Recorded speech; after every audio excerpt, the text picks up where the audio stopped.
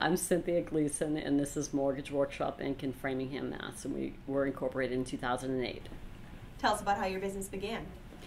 Well, the business began from another business, really. I was the managing director of another company that was located in another city in Massachusetts, and we had opened an office here in Framingham. I was the managing director of the branch, and we were working, performing similar services to what we have now, but a little bit more limited.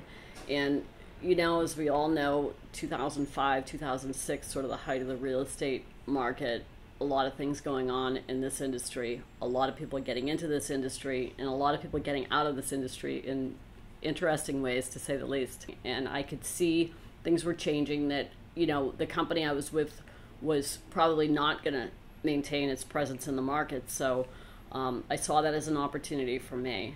And I live here in Framingham.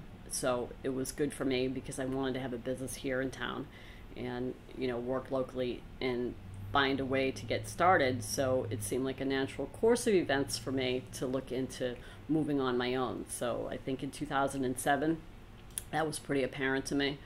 We saw a lot of people in this type of industry fall down in situations that, you know, were caused by a lot of things, whether it was the market and just everything happening in the real estate market, the lending environment. We all know a lot about it. Almost everybody knows somebody that was touched by it somehow. So I think, you know, it was a good opportunity to start in a situation where we were starting clean from the current type of lending environment and understanding what was going on and how things really worked, and being able to, you know, build a business that was not started during a time when things were maybe a little crazy. So, what obstacles have you faced, if any, and how have you overcome them? Well, certainly, like anybody starting a small business, you face obstacles. And, you know, I think that the biggest obstacle for anybody in this type of a business, or in any type of business, is being able, obviously, to connect with customers. And, you know, if you don't have any customers, you don't have a business. So we all know that. It's easy to go to school or to write business plans or to have all the numbers, to figure out profit margins, do all those things. But at the end of the day, we have to have a relationship with the customers. So I think from this type of business, the biggest obstacle with us for that has been that lending in these types of industries are so automated. It's so internet-based, computer-driven. It becomes very impersonal. There are a lot of very big corporations out there that offer lending programs, loans, mortgages, similar types of services, and a lot of times it's all about rate. A lot of times it's all about speed, quick answers, being able to click the mouse, know at midnight if you have the loan, those kinds of things. But, you know, you really do eventually have to talk to somebody in this industry.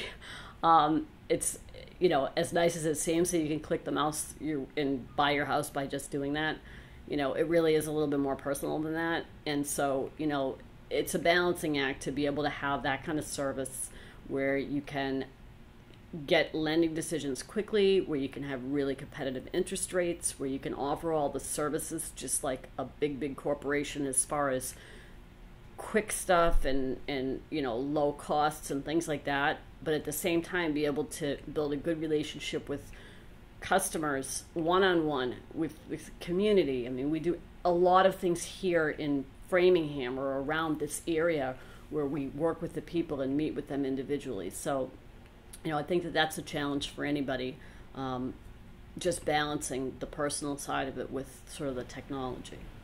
If you could pass on one piece of advice to someone going into your business, what would that be?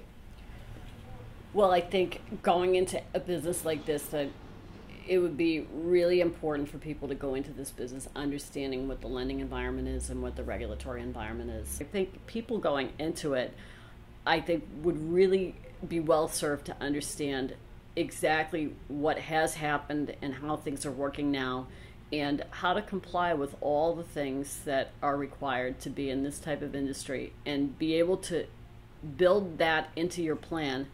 Because I think sometimes people don't give enough of their resources to that. And then they discover that they're falling short on that side of it, and you really can't operate that way. So I would say anybody that was thinking of doing this, the first step would be to really get a handle on how the regulatory environment works and affects you if you want to be in this type of industry. What do you enjoy doing the most for your business, and why?